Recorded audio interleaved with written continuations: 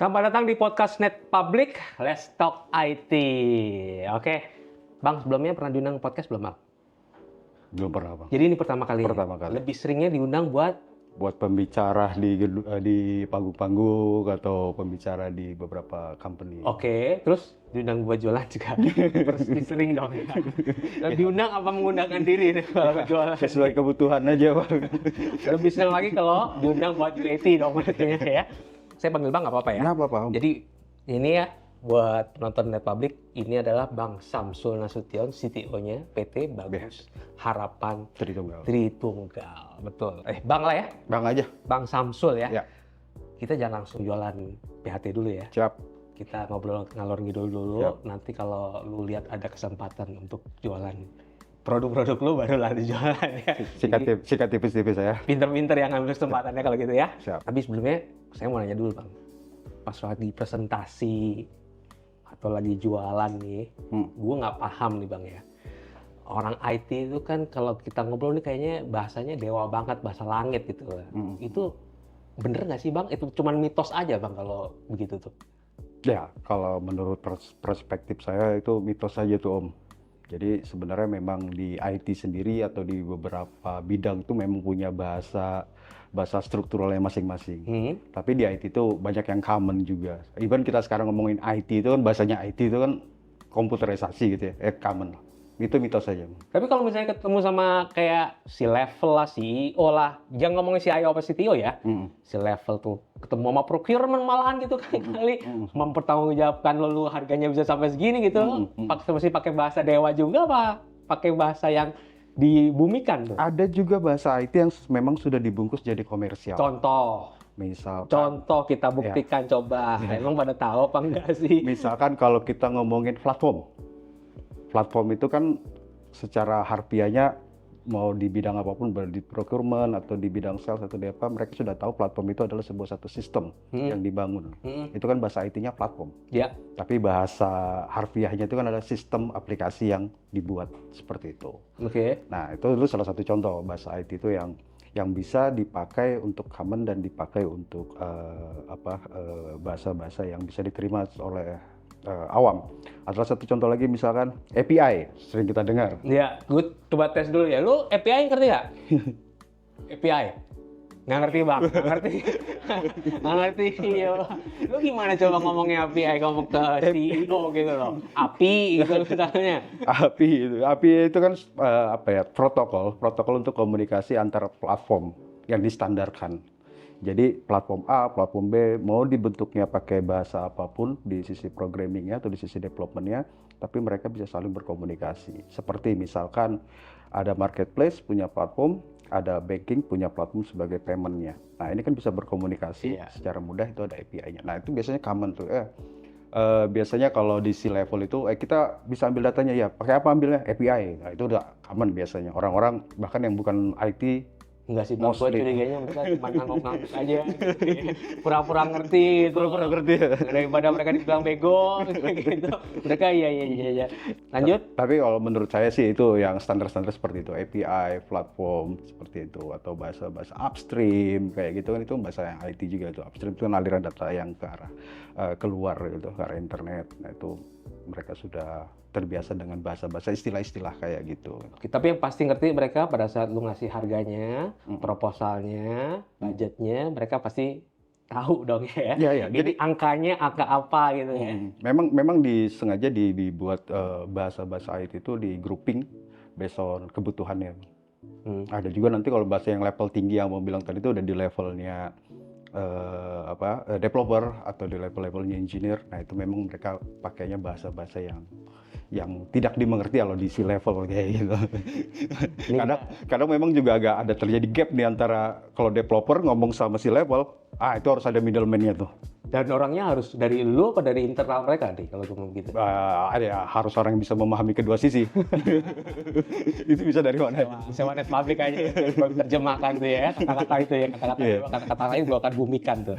Karena si level maunya begini, Nah itu dari sisinya developer itu ngebalikin dengan bahasanya mereka. Nggak nyambung tuh. Nggak nyambung biasanya, tapi sebenarnya maunya sama. Atau pura-pura bego satu lagi.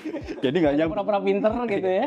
Makanya harus ada middleman di tengah situ yang menjadi interpretasi buat menyambungkan. Tapi lu sengaja ngomong bahasa-bahasa dewa itu biar mahal apa gimana bang? Jualan lu itu? Enggak juga itu, bang, karena memang di istilahnya tuh memang sudah dibentuknya begitu, common. Common buat lu. Common di komunitas IT itu common seperti itu. Nah, jadi memang konsep atau yang mereka pelajari itu seperti itu. Kayak misalkan contoh, mungkin abang sering dengar IoT, Internet of Things. Gue sih sering dengar, tapi yang lain belum gitu dengar. Nah, orang taunya IoT itu kan kayak semacam otomatisasi gitu. Oke. Otomatis, ya, kayak bisa matiin lampu pakai HP, saya bisa nyalain lampu pakai HP, contohnya gitu, ada IoT-nya tuh. Nah, tetapi kan sebenarnya yang terjadi itu adalah IoT itu adalah perangkat. Kalau diterjemahkan lagi itu apa jenis-jenis IoT itu lebih panjang lagi, bang. Nah, di dalamnya IoT itu lebih panjang lagi dan teman-teman developer itu akan bilangnya itu IoT. Tapi di atas ini pengertian IoT itu tidak seperti yang di bawah. Ya. Karena yang di bawah sebagai developer, yang di atas sebagai pengguna. Dan nggak nyambung lagi kalau ngobrol gitu ya. Nyambung. Lagi-lagi, sekali lagi panggil Dev Public ya kalau mau menerjemahkan itu biar nyambung tuh dua orang itu tuh.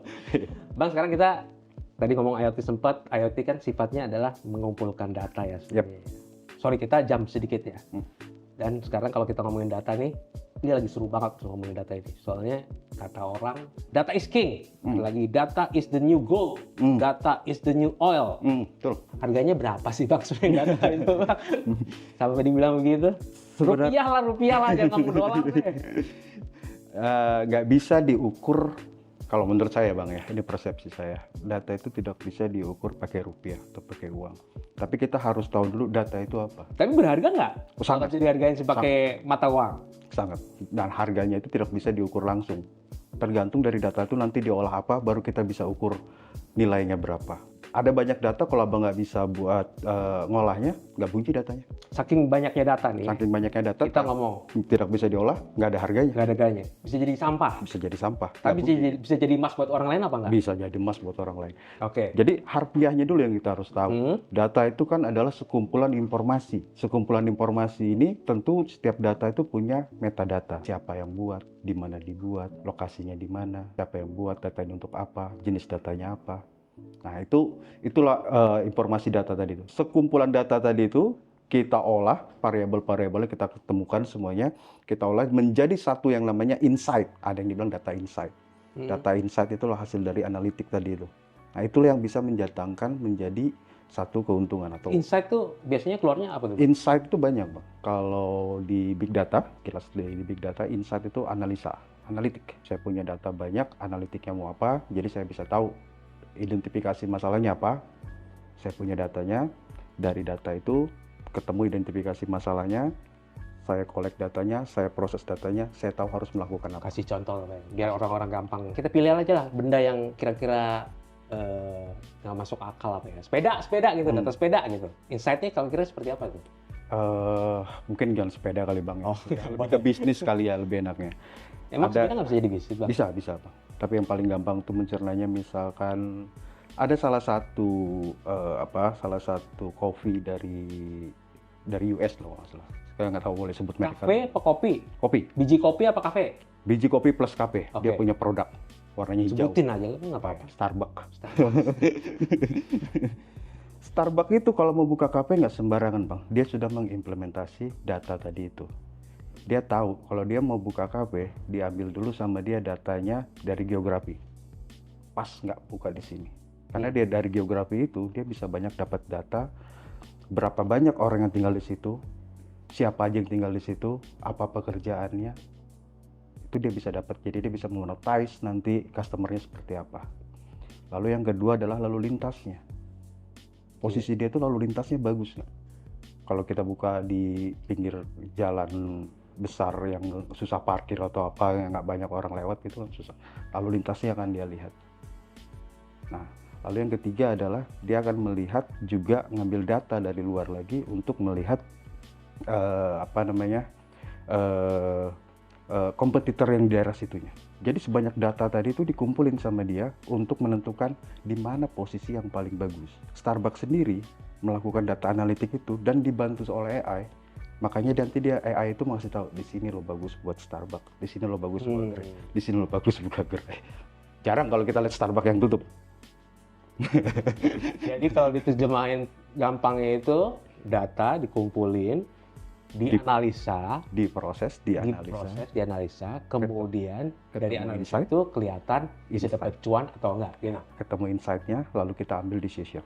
Insight itu bisa berbagai pilihan Ya, gitu ya. insight itu kan semua data itu terpolakan, kita melihat trennya terpolakan untuk seseorang mengambil decision. Decision itu penting. Secara psikologi kalau orang tidak punya data, dia mengambil decision itu based on intuisinya dia dan experience-nya dia. Iya. Possibility untuk errornya tinggi. Iya. Tapi kalau didukung dengan data yang banyak tadi, itu bisa mempengaruhi decision dia. Oke. Itu pentingnya data tadi. Nah, tadi ngomongin Starbucks ya, itu kan perusahaan dari luar ya. Kalau di Indonesia sendiri nih Bang, udah melek belum sih dia? Orang Indonesia atau perusahaan Indonesia atau institusi pemerintah udah pada melek belum sih pentingnya data di Indonesia ini? Oke, kalau di Menurut pengalaman Ya. Abang sebagai penjual IT ya, gitu ya. Pedagang IT ya. Siap. Kalau untuk di institusi di pemerintah Indonesia, ada keluar satu Kepmen nomor 1 tahun 2023. Itu untuk satu data. Jadi setiap KL atau kementerian dan lembaga itu wajib mempunyai data data repositorinya masing-masing. Mereka sudah mulai melek apa itu pentingnya data. Permasalahannya, datanya sudah ada, datanya ngumpul. Datanya udah ngumpul. Udah punya datanya. Kalau kita ke kelurahan itu Artinya belum nggak harus dikumpulin lagi nih? ya udah nggak dikumpulin lagi karena memang defaultnya dia udah ada, kayak kita contoh kelurahan. Ya. Pasti dia punya tuh berapa warga di situ, pendidikannya apa namanya, umurnya berapa, itu udah pasti punya datanya. Tapi data itu as data, tidak diolah. Ya. Jadi ketika nanti ada orang butuh data apa atau ada bantuan dari pemerintah itu datanya itu tidak valid. Tidak valid itu artinya, tapi kan mereka udah punya data. Maksudnya nggak valid itu gimana? Karena dikumpulinnya itu di dalam bentuk berkas, belum memakai big data yang terrepository jadi Digital satu. maksudnya. Digitalnya, Bang. Tapi bukannya sekarang udah pada digital semua? Itulah dari Kepmen tadi itu, Kepmen nomor 1 2023. Oke, sudah jadi digital. Sudah jadi digital. Terus mereka masih udah bisa memanfaatkannya atau belum? Nah. Atau masih jauh dari memanfaatkan, perlu proses-proses dulu? Sebagian sudah bisa memanfaatkannya, termasuk perusahaan-perusahaan yang swasta juga. Sebagian juga belum mengoptimalkan dalam memanfaatkannya. Ada satu lagi yang tidak dimanfaatkan sama sekali. Yang lebih parahnya lagi, datanya dimanfaatkan sama orang lain. Nah, itu lebih parah lagi tuh. Ya, tunggu. Lu punya data nih ibaratnya nih ya. Terus kemudian ada orang nggak punya data. Datanya dikasih ke dia apa gimana nih Pak? Enggak. Cara mendapatkan data itu ada banyak. Ada yang modelnya terbuka, ada yang modelnya tertutup. Kalau terbuka berarti bisa diakses oleh publik. Contoh di kementerian itu yang bisa diakses oleh publik salah satunya ada BPS, Badan Statistik. Iya. Nah, kita bisa dapat tuh data. Bebas tuh ya ngambil data ya. Apapun. Kalau yang tertutup ya jelas kayak banking atau institusi-institusi kayak Kementerian Dukcapil ada data-data KTP itu nggak mungkin di Data kesehatan gitu. data kesehatan itu kan tidak mungkin di-share ke publik ya. Iya. Nah, jadi yang tertutup ada juga memang orang yang memining, jadi data itu di-mining. Misalkan memining dari sosial media, news, berita-berita online, seperti itu di-mining, diambil, dikumpulin berdasarkan keyword yang mau dia cari. Nah, ada juga mereka memang memproduksi data sendiri untuk dijual. Oke. Jadi peredaran data itu memang ada yang data legal, ada yang data nggak legal. Nggak legal atau semi legal? Nggak legal sama sekali. Contoh, mungkin di zaman abang juga banyak gitu data-data. Di zaman abang kita beda jauh. Kayaknya sih gitu. Banyak data-data ilegal itu dijual juga. Contoh data bank atau data bocor, kan sering kita dengar data-data yang bocor itu data dari beberapa kementerian bocor atau yang baru-baru ini bocor. Itu dijual. Atau data-data bank, pernah abang sering ditelepon sama customernya bank nawarin apa-apa, dapat dari mana dia data itu kan bocor itu. Oke. Ada transaksi di situ. Data-data ilegal itu ada transaksinya juga di situ. Oke. Ada wadahnya juga untuk mentransaksikan itu. Bang, kalau gitu ada punya data gitu ya. terus nggak bisa diapain gitu ya, nggak tahu kan, atau malah diambil sama pihak ketiga gitu. Terus ada saran nggak Bang buatnya? Gue punya data nih, terus data gue harusnya bisa diapain gitu. Ada yang bisa kasih saran nggak tuh buat mereka tuh? Yang perlu kita ketahui di sini adalah data itu tidak akan bunyi kalau tidak diolah. Nah, yang pertama adalah Bunyi itu maksudnya bunyi itu dia bisa, data itu ngomong. berbicara Bang. Iya, dia berbicara Bang. Dia Gimana berbicara. caranya? Kalau saya punya data Abang, saya bisa berbicara tuh datanya, saya broadcast aja data Abang, saya black campaign, Abang bisa tuh ya kan. Oke, Nah, itu juga bisa tuh saya black campaign Abang dengan data itu bunyi itu. Ketika saya black campaign Abang di sosial media dengan saya punya data mining dari Abang, foto-foto Abang, apa perjalanan Abang, kesukaan Abang semuanya, saya bisa black campaign di sosial media, itu bisa bunyi buat Abang. Oke, pengalaman Abang ada nggak nih? Saya punya data, saya nggak tahu diapain. Kasih saran dong, saya data ini bisa diapain gitu. Ya, yang pertama adalah berikan ke ahlinya Bang. Itu yang pertama. BHT termasuk ahlinya. Ya, bisa dibilang kayak gitu Bang. Yang pertama diberikan ke ahlinya, supaya data itu bisa diolah. Oke. Datanya banyak, tidak bisa diolah, dan pemimpin-pemimpin di atas atau di C-level juga tidak tahu cara memanfaatkan datanya. Ini satu gap yang menurut saya lumayan painful buat perusahaan untuk grow ke depan. Nah, solusinya apa? Solusinya itu adalah kalau kita ngomongin platform seperti platform-platform besar kayak Google, AWS atau apapun, itu hanya menyediakan tempatnya, toolsnya, tapi dia tidak menyediakan orang atau service yang mengolah data itu. Dia hanya menyediakan toolsnya aja. Ada BigQuery, ada macam-macam lah toolsnya. Tapi yang melakukan itu siapa? C-level atau anak atau pegawainya, belum tentu bisa. Terus ada orangnya ya? Harus ada orang yang benar-benar bisa mengetahui data. Jadi data ini ada banyak Bang. Ada data terstruktur, data tidak terstruktur, sama data semi struktur. Kalau data terstruktur itu seperti data XLS itu terstruktur, ada kolomnya, ada fieldnya, jelas. Rupiah jelas. Misalnya gitu ya. Struktur tuh. Enak tuh bacanya. Tapi kalau datanya dari email, datanya dari log, datanya dari video, datanya dari audio, Iya.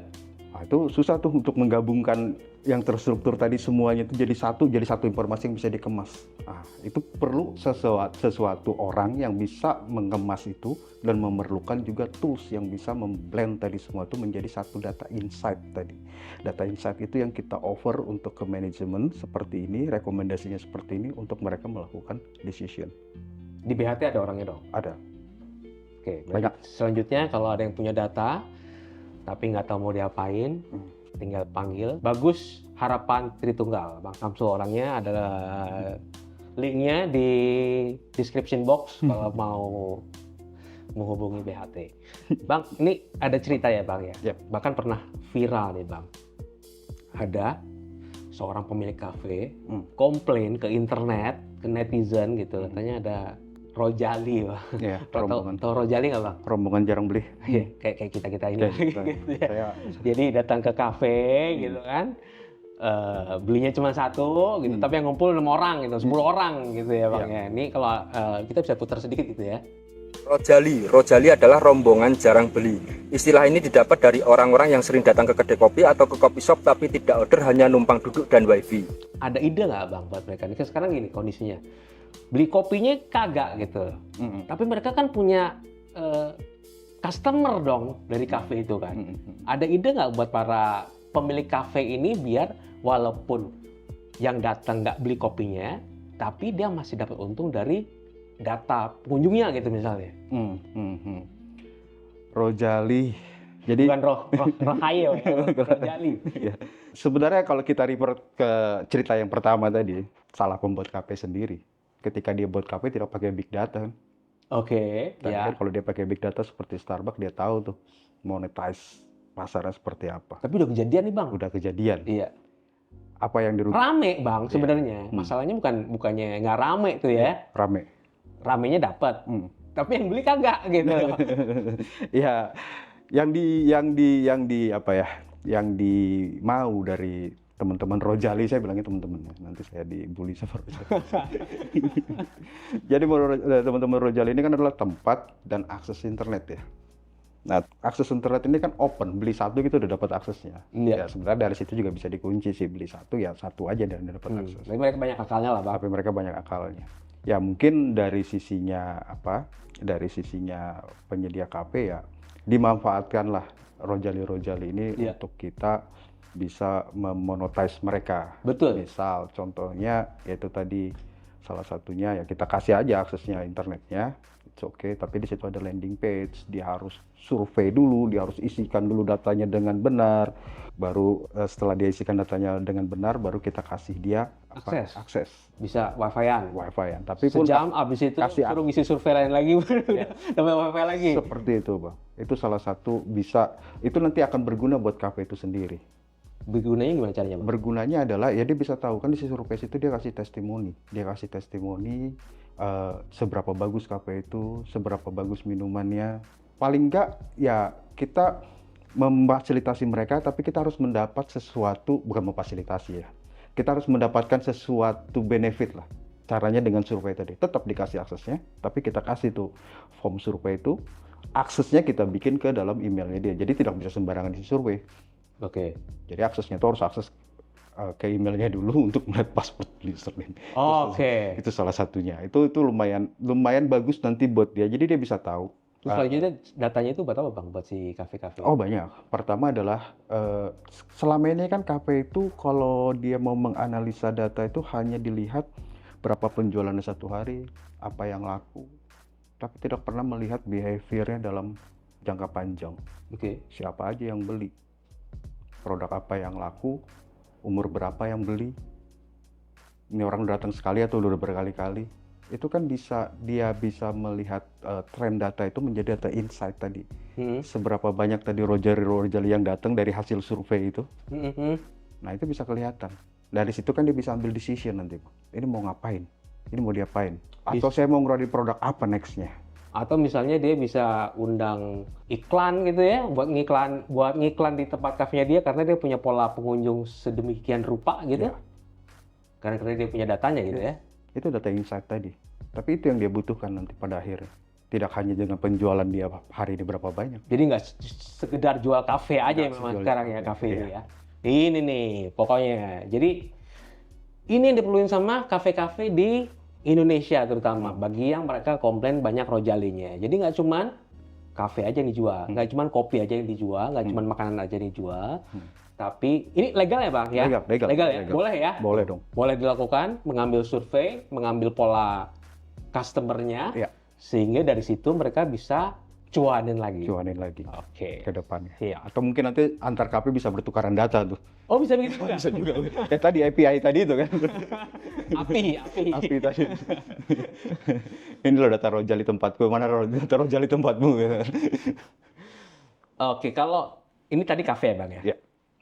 Apakah semua data itu ujung-ujungnya dimonetize apa enggak, Bang? Harusnya Yang dimonetize. pasti bisa Harusnya dimonetize ya? Harusnya bisa dimonetize. Oke. Setiap data tuh harus bisa dimonetize. Tapi bagaimana memonetize-nya itu yang jadi challenge. Semua industri berarti bisa? Ya. Tapi gimana cara memonetize-nya itu yang jadi challenge. Oke, ada saran-saran tertentu mungkin untuk industri tertentu? Ya, yang pertama itu ya serahkanlah ke ahlinya untuk memonetize data itu. Oke, misalnya lah industri apa? Perikanan kali ya lah. Ya. Saya asal ngomong aja ya. Ya. Perikanan gitu. Apa yang bisa dilakukan, Bang? Atau data-data apa sih yang bisa Oke, misalkan industri perikanan. Nah, di perikanan ini kan berarti di situ kita lihat akan ada banyak nelayan. Di laut kita itu bisa melihat itu ikan apa aja yang ada. Ini udah big data ya berarti Big data nih. Berarti big ada data tuh, sebentar. Big data tuh gede banget nggak sih, Bang? Big data ini kan sebenarnya lebih ke beragam data yang banyak tadi itu. Hasilnya tuh bisa batch itu periodik ngirimnya atau juga bisa streaming terus-terusan. Nah itu akan masuk di satu tempat. Di satu tempat yang kita bilang namanya data warehouse. Baru ngumpul aja di situ. Atau bilang data lake. Oke. Baru ngumpul di situ. Tapi data ini ngumpul belum direlasikan. Direlasikannya lah membutuhkan satu analitik. Oke, berarti balik lagi ke yang perikanan tadi itu. Perikanan tadi itu Datanya semua bisa apa aja data tuh, nelayan-nelayan di Indonesia, apa aja ikan yang ditangkap, dia bisa dapat di datanya ini, bisa di analitik. Lalu dia mengambil juga data analitik dari luar. Oh, ternyata Jepang ikan tunanya lagi kosong.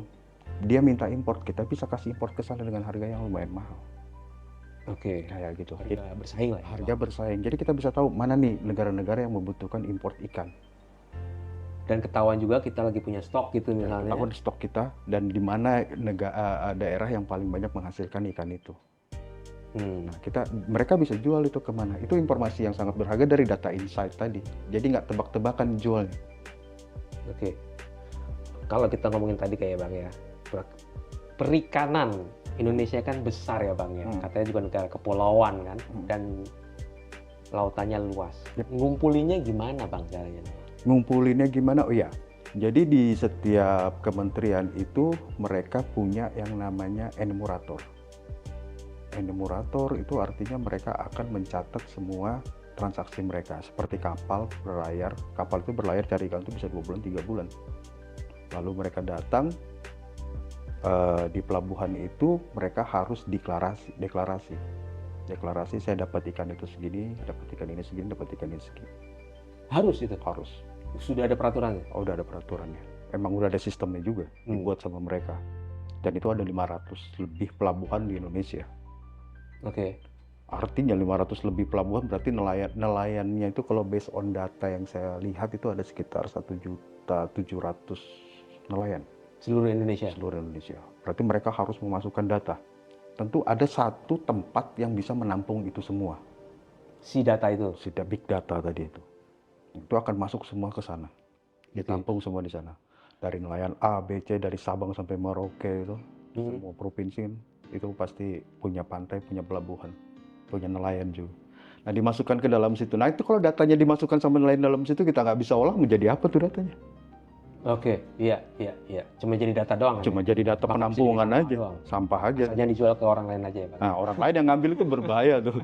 Nah, tapi kalau dia punya ahli atau dia punya tools, platform, dan service, dia bisa tahu tuh, oh dari bulan Januari sampai bulan Maret itu yang paling banyak tuh ikan ini loh, di daerah sini.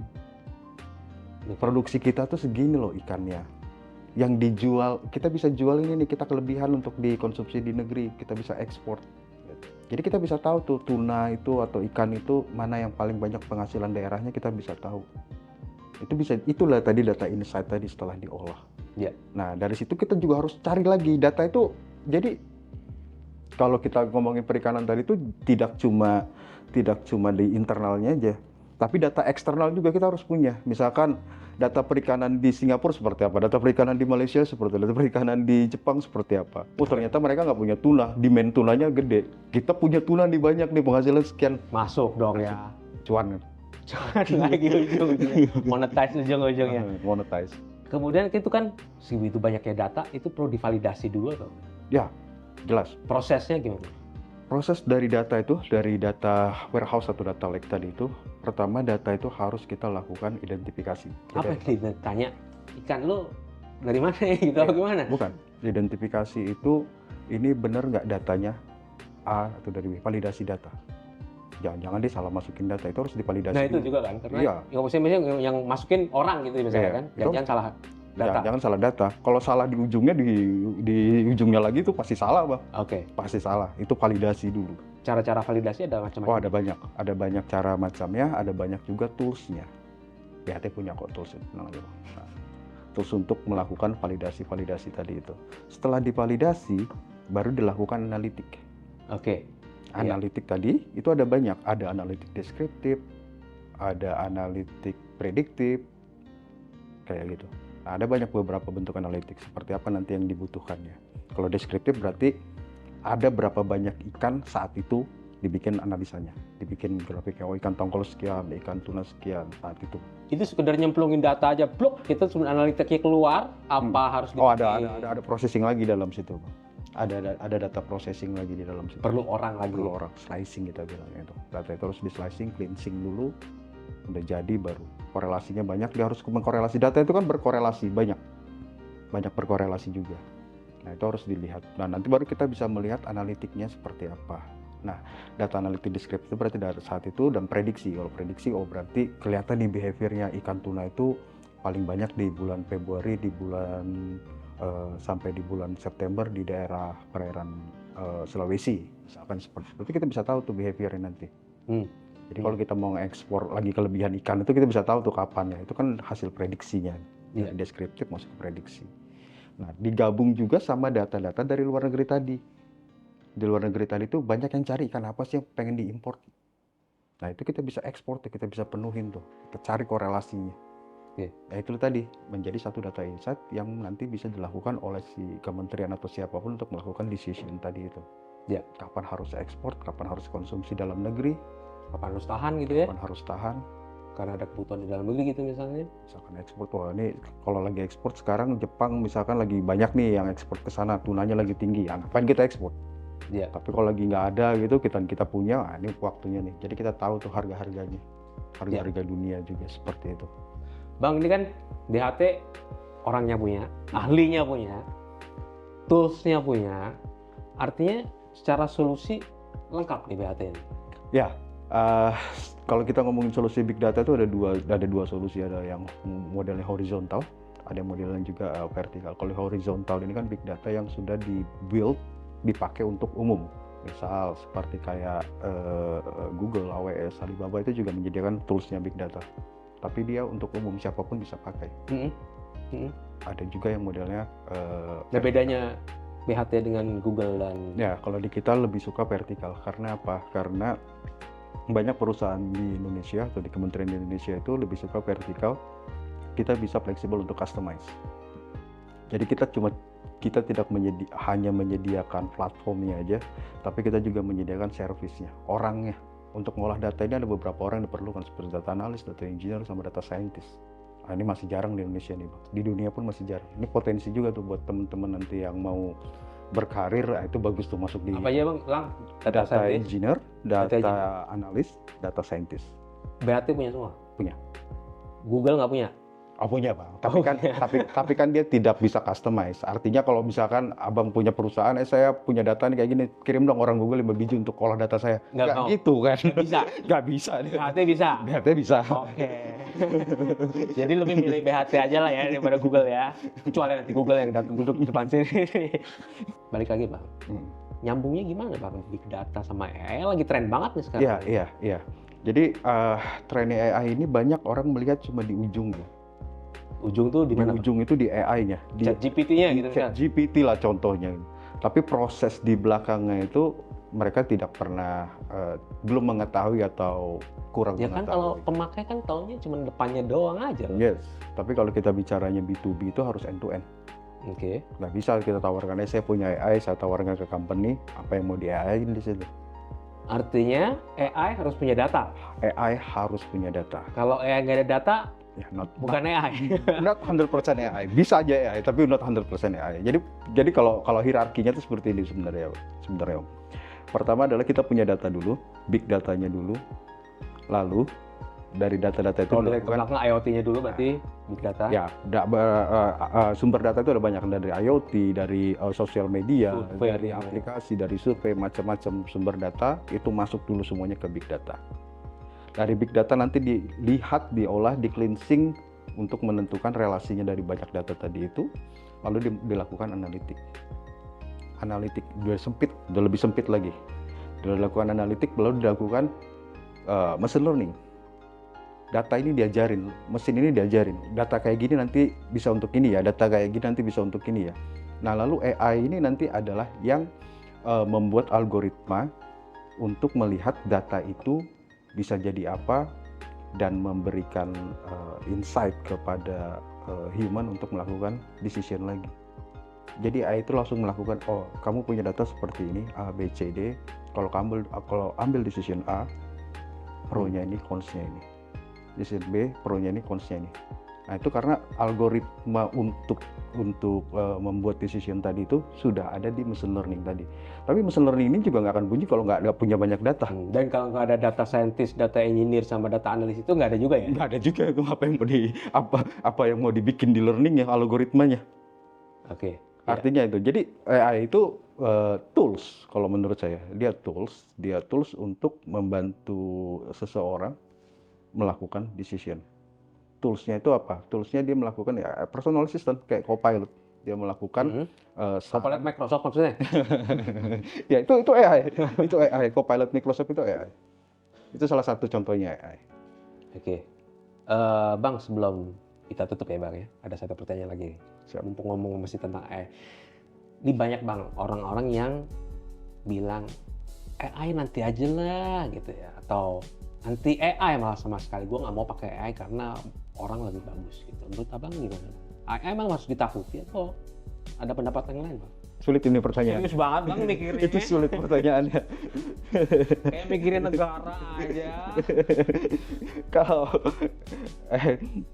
persepsinya AI ini banyak dibentuk di apa ya? Di film-film lah. Kalau kita sering nonton film itu ada banyak AI, nanti ada robot yang begini. Robot bunuh-bunuhin manusia gitu. Manusia, Dunia kayak kiamat, gitu. Skynet gitu. Iya. Kalau misalkan ditakutin ya, saya rasa mungkin belum saatnya kita ngomong ke sana. Tapi saya coba mikir gini. Salah satu contoh AI itu diterapkan di produknya Om Elon Musk. Ada Tesla di sini. Tesla itu kan pakai AI untuk dia menentukan autonomous car-nya itu. Dia bisa belok kanan, belok kiri, di situ ada radar, di situ ada sensor, di situ ada laser, di situ ada internet. Tapi untuk memutuskan dia kapan dia belok, kapan dia ngerem, ada kamera juga di situ. Itu kan AI. Decision-nya AI. Iya. Berarti AI yang ngambil decision. Kita diam aja deh. Dia mau belok lah ke kiri. Iya. Decision-nya dia. Jadi Bahayanya. bahaya, menyenangkan. Kalau saya sih senang-senang aja Bang disetirin gitu kanan kiri, nggak perlu mikir macet begitu. Betul. Bahayanya kalau disalahgunakan, Om. Oke. AI ini kan algoritma yang dibentuk oleh manusia, kecerdasan buatan, artificial intelligence. Disalahgunakan atau bisa di security-nya nggak bagus atau apapun, berarti kan decision-nya bisa salah. Kalau AI yang membahayakan nyawa manusia, saya rasa itu yang saya khawatirkan tadi. Tapi kalau AI yang membantu pekerjaan manusia, tadi seperti contoh yang di awal tadi Starbucks, saya cuma tinggal buka peta, oh di sini bagus buat Starbucks, ya kasih tahu deh, itu kan bagus buat saya gitu kan, buat melakukan decision, mau membantu. Atau AI membantu pekerjaan-pekerjaan yang lain, itu it's okay. Tapi kalau yang sudah menyangkut ke nyawa gitu, Abang beranikah menyerahkan nyawa kita ke AI untuk memutuskan? Saya belum kepikiran. Saya lebih senang nggak nyetir, terus kemudian tahu-tahu sampai aja gitu. AI-nya ngebut di 180, menurut dia itu abang berani. Tidur aja. Itu tadi yang menurut saya agak bahaya tadi. Mungkin itu Om Elon Musk pasti udah mikirin lah. Ya, pasti udah mikirin. Tapi sebagian orang menganggap itu bahaya, itu salah satu contoh aja sih. Ya kalau memang mau lakukan, it's okay. Tapi lebih baik AI itu adalah seperti co-pilot untuk membantu kita, mengingatkan kita, memberikan rekomendasi sama kita. Tetap di decision-nya atau tombol start-nya itu di human. Oke, saran saya. Terima kasih banyak Bang. Siap. Dari data, big data sampai ke AI kita ngobrolin. Moga-moga nanti makin banyak yang undang BHT buat. Siap, BHT siap untuk memberikan solusi-solusi seperti tadi. Tinggal klik di link di description box. Bener, di sini bener nggak? Bener ya. Lalu kemudian jangan lupa subscribe YouTube channelnya Net Public. Dan terima kasih banyak. Terima kasih Om. Gak usah salaman ya. Ntar kita ngobrol. Ya. Siap.